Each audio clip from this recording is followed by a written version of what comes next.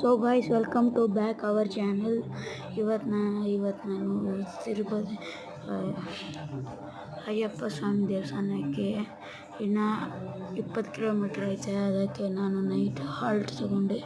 ಇವಾಗ ಬೆಳಗ್ಗೆ ನೋಡಿದ್ರೆ ಫುಲ್ ಮಳೆ ಬರ್ತಾಯಿತ್ತು.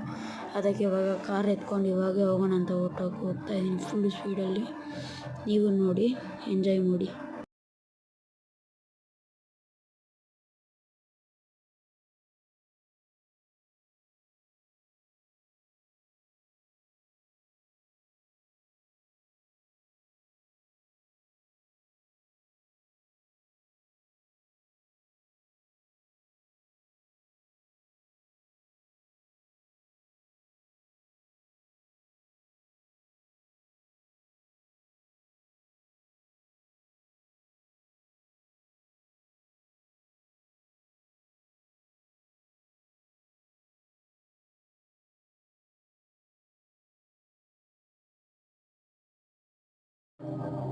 ಒನ್ 140 ಹೋಗ್ತಾ ಇದ್ದೀನಿ ಸ್ಪೀಡು.